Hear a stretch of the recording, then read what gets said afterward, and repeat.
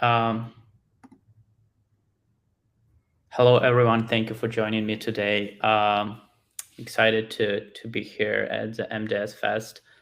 I'm going to talk today about semantic layer and what role it can play in building AI-powered data experiences and data applications. So a little bit about myself. So my name is Artyom. I'm co-founder and CEO at Cube, a semantic layer company. So I'm biased a little about the need to use semantic layer in AI applications. I'm based in San Francisco, California. And the other interesting thing is that I co-founded a chatbot company back then 6 years ago now, and I feel it's a relevant experience for today's conversation. So that's why I wanted to share a little bit more about that story and how I first was exposed to the kind of building AI chatbots applications. So it was 2016, 2017, if you probably remember. Slack was growing really fast, and people were talking about a lot of different chatbots, and kind of magic, a text-based app came, and like a lot of people got excited about it. So it was definitely kind of interesting times for the chatbot in general, but the technology was not there yet, right? Like we didn't have LLMs obviously back then. So I started a company with the idea to pull data from like different places and to be able to present it into Slack. And idea was to let people ask questions with a natural language and sort of get answers right in Slack. And the whole thing was to build a Slack application that would accept the natural language query and then go into different databases and kind of like create a SQL queries and get data, pull data with SQL from these databases and send back to Slack. So probably something similar to what you see people are doing right now with LLMs. But back then, when we started doing this, we first realized that we needed to sort of separate the whole architecture.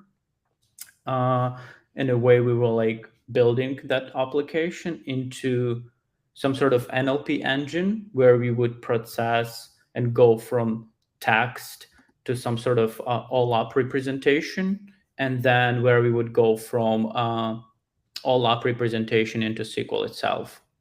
So, and that's a second part. We didn't call it a semantic layer back then, but it was essentially a semantic layer. So it was something similar to DAX or MDX, where we were defining measures, dimensions, all-up structures, giving them names, giving them aliases, descriptions. So our NLP system would know what is a data model of a customer, and then would be able to translate natural language into that data model. So that semantic layer, that's like where like what became a foundation for Cube later. And the reason why, because semantic layer itself worked. So that idea of taking the multidimensional query and generating SQL from that multidimensional query, that made sense. But the NLP engine we built, that didn't work, and it was hard to build for like a small seed stage company. As we know by now, you have to spend a lot of money, like to train your model to really get to the results that LLMs doing. So it was obviously a very uphill battle for like our team to build that engine, and we never got really like a lot of success with that. But the whole kind of architecture, that it made sense back then, and I think it kind of makes sense now. That's why I wanted to kind of share that experience with you. But now back to the kind of like the whole stories, that NLP back then didn't work for us at StatsBot because we didn't have LLMs. But now we do, and I have this picture that I asked Midjourney to generate an arrival of ChatGPT or LLM. So it's probably the best I can do with generative art. Um, I think with LLMs right now, they change our capabilities significantly in what we can do in terms of how we process natural language. And I think they will have an impact on how we design sort of a data experiences and data consumption experiences. Um, so people can, like I heard a lot of different opinions on how big of the impact is going to be, like as a LLM as technology. Is it going to be like a fundamental shift in a way we develop software, or is it going to be have a less of impact? But I think we can all agree that it's going to have at least some impact. And that's for data specifically. Most likely, what's going to happen is that we'll see existing data applications, BI data consumption application, will going to add the AI features to their product, so people would be able to just kind of generate SQL with like kind of natural language prompt. I think we already saw that. This example would be like a Hacks Magic, something like that, right? Like where you can put a natural language and it will generate a SQL for you. So I think that's definitely going to happen. And many experiences, whether it's a BI, so embedded analytics or data apps, is going to have some sort of natural language experience built in.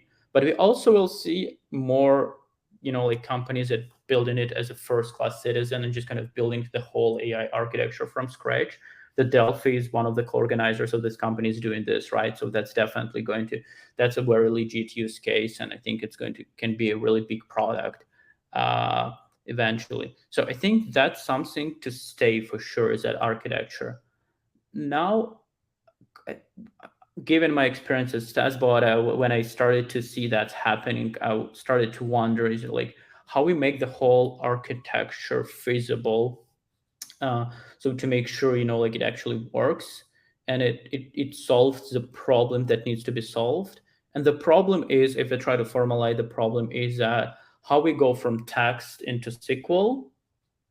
And it's not always one to one. It's like it's not a one question and one SQL query, right? It's more of, it could be one question but multiple SQL queries. It could be multiple questions with a follow-up questions, and then kind of like keep doing a discoveries and eventually one SQL query. So it's a little bit uh, kind of complicated relationship between text, between input and the output. But at the end of the day, it's all about, we want to get a text as an input and we want it to generate one or multiple SQL queries. And I think also when we talk about that use case, it's important to distinguish that use case from a sort of a co-pilot use case, where the primary user will be a data engineer or data analyst who is writing a SQL, trying to build a dashboard, trying to do a data model, and then just uses LLM as a more like the co-pilot, where like LLM can generate a SQL boilerplating as a good start, and then like you can take that SQL and start changing it, columns, relationships, all of that.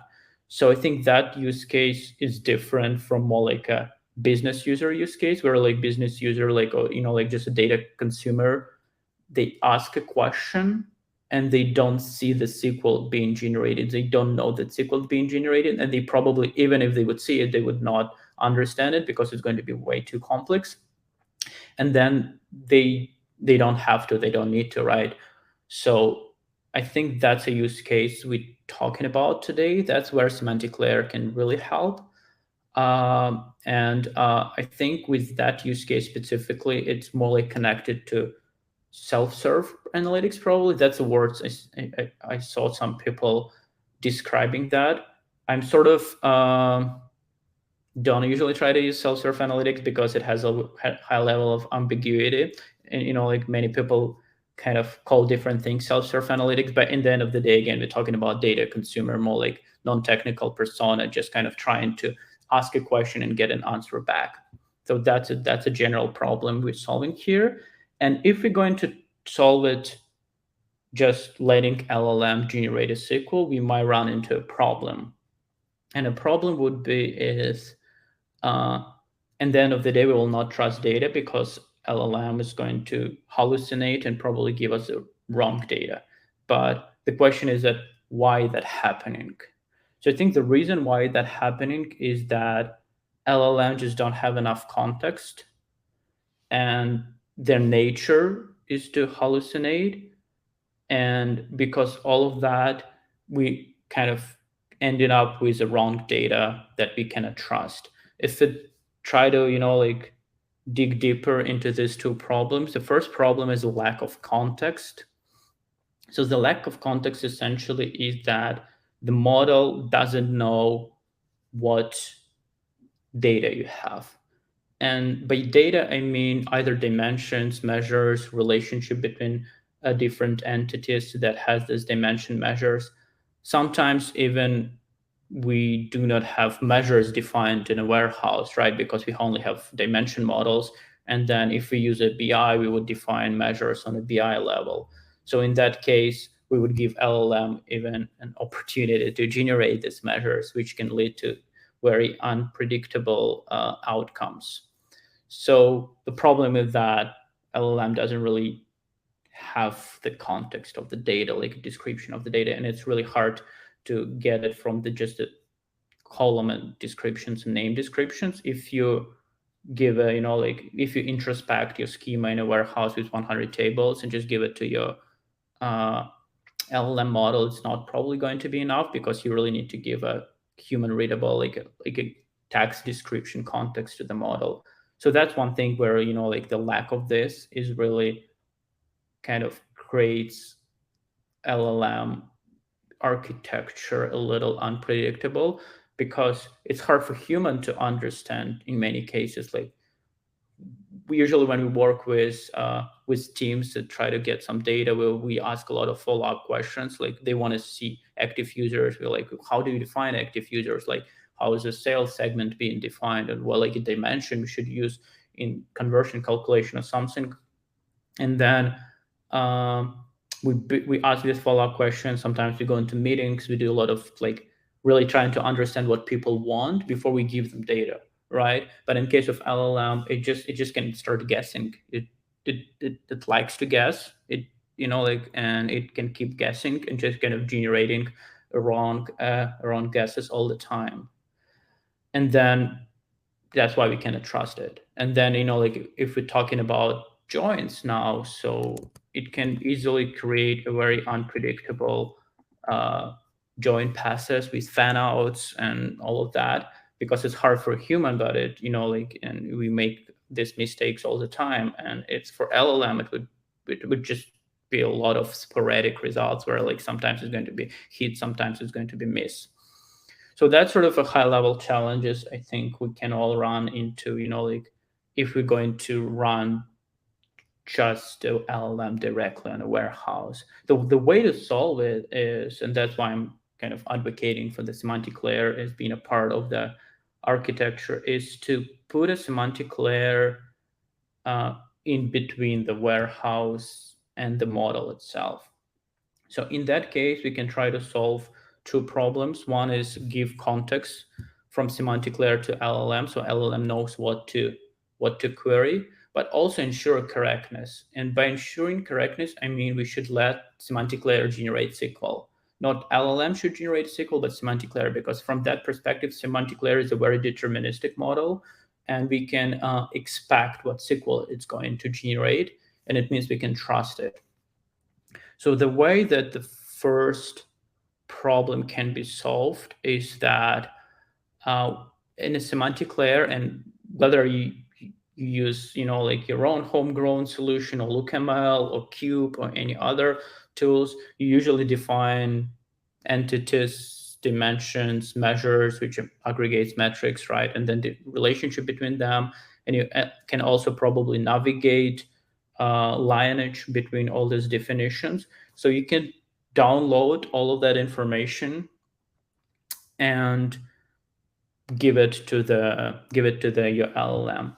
You can use it either if you want to fine tune, you can use it to fine tune the model, or if you can do in context training, learning, right? So you can just attach it to the prompt when you generate a prompt. But regardless of the specific method, you can give that context to LLM to create correct results. The other thing we can do with semantic layer is that we can put it between a warehouse and a model. And in that case, the model is going to query semantic layer, and then semantic layer will generate a SQL that queries warehouse.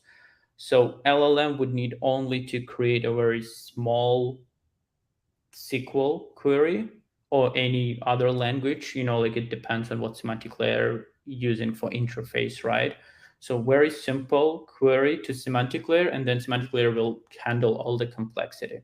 This way, we kind of reducing the room for error for the model. So if it doesn't have a lot of variables, it doesn't have a lot of potential permutations, uh, the it's going to be most likely to output the correct result, and this reduces error proneness. So that's a second sort of a key benefit of having this architecture. Let me maybe show you just more like reference architecture, right? Because what I was just describing all the time was a very high level kind of definition, but kind of we can look at more like details how actually you can do it, right? So the first solution to do that, just try out of the box tool. So the Delphi, it's a one tool I know that the co-organizers of the conference, they just work on top of semantic layers as a sort of a natural language interface, and they just do exactly what I just described. So, and probably is more like advanced, like features and all of this, but the high level idea, high level of architecture is exactly this. If you would like to go with do it yourself with open source tool, here is a sort of a reference architecture that I'm going to kind of walk you through that you can try today. For that, we need a warehouse, semantic layer. I'm going to show Cube, obviously, but you can use it with any other, like semantic layer you're using. The ideas are pretty much the same and can be applied to any semantic layer. And then you can use any LLMs, any, like AI application orchestration framework. I'm going to show a few examples with LangChain, and then any vector database to store the context. So I think if you wanted to break it down into steps, the first step would be is to ingest the whole context that coming from your semantic layer into vector database. So like it could be as simple as download all your descriptors, entities, measures, dimensions, and just kind of put it as a document in the vector store or some other vector database. Once you get it, you can start constructing the sort of the prompt. So again, I mentioned that it's possible to do fine tuning, but it also possible to do in context learning. So in that case, if we just adding it to the prompt, whenever you have a question coming from a user, you can identify what entities, what sort of objects are sort of, like related to this question through the vector search, and then attach that information to the prompt. And this way, like you can send this prompt to your LLM system to generate a query to your semantic layer. So in case of Cube, that would be an example of that query here. So we are asking a question of what product category drives the highest average order value, and we will generate that simple SQL query that is just getting one dimension and one measure. But once kind of the query is generated, then the LLM system will send this query to the semantic layer, and then semantic layer will generate a real query, and a real query will look more complicated because, again, the data model is going to be more complicated, right? So it's always going to be the case. You need to handle, like fan outs issues if they may appear. You need to do a lot of like other things, some subqueries if needed. So that's a kind of idea that query to semantic layer should be very simple. So LLM cannot really make a lot of errors, but then the semantic layer will generate all the big real query. I will just show that reference architecture here, and before I open into questions, so like if you have any questions, we can have the slide open here. But before going to the question, I think like it's obviously a new space, so I think a lot of like I started to see a lot of interesting kind of things that are people building. This architecture is a very simple. I think having there are a lot of opportunities to improve it. Like one good example would be to be able to build a follow-up sort of like and mechanics where we can ask, where a system can ask a follow-up questions. I think would be extremely valuable, where we as a user can ask a first question and then a system will read a semantic layer to understand the relationship, the lineage, and then ask a follow-up questions like, but are you interested in specifically this dimension or that dimension for that metric? Or maybe are you thinking about calculating metrics this way or that way? So because it could be a lot of different ways we can slice and dice data, as we all know, right? And having a system to be able to ask these follow-up questions, I think that would be a really key thing that I think with that architecture is possible. The other thing is that I think we need to make sure when building this is we try to make AI system to admit that it cannot answer the question. I think admitting that it cannot answer the question is much better than trying to give you the wrong question. So I think that's an interesting possibility with semantic layer as well, because if a system will go through the try to find something in semantic layers, it can answer a question, but if it cannot find it, then it should just come back to a user and say, hey, I cannot find it. Ask your data engineering team to like update your data model with semantic layer, so next time I can find it. So I think this system kind of can open in really a lot of interesting opportunities like this. I'm going to pause here and open it to questions. I think I saw at least one question in the chat, so I'm going to look at it right now. Can you discuss how semantic layer API interacts with LLMs with respect to identity and access management? That's a great question.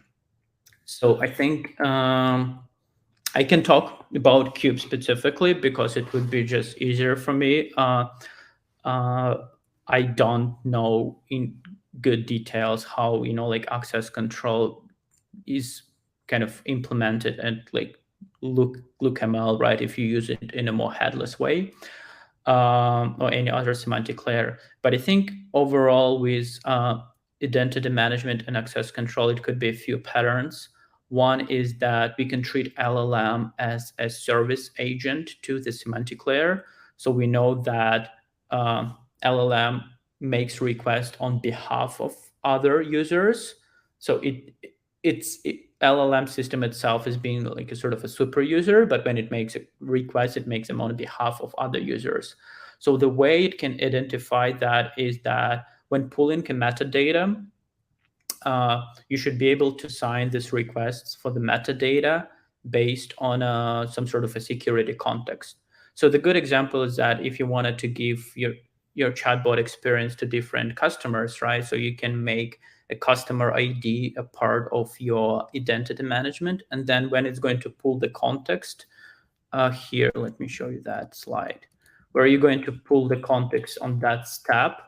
You can sign that query with like saying, hey, I wanted to pull the context, but for that specific customer ID. And then you would just store that context for that customer ID, right? And then when this customer is going to ask a question, you're going to pull that context for that specific customer. So that should be a part of the sort of a vector database management. And then on a query level specifically, that's Cube supports that as part of the SQL query. So you can apply specific controls to identify that this is coming from this user. Other semantics layer can do it differently. But I think high level, it's just making sure that different customers, different permissions, different groups may have a different set of contexts, because there are like some metrics they can have access to, but then there are some metrics that they cannot access.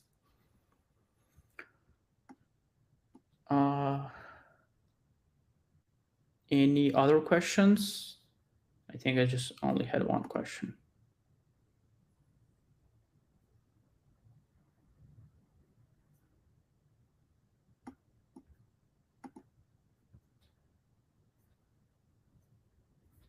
All right, I think then that's it. So I know that we're on a tight schedule right now, and the next talk is going to be in about 5 minutes. So I will probably can wrap up right now and just let everyone, like to get a bottle of water or something.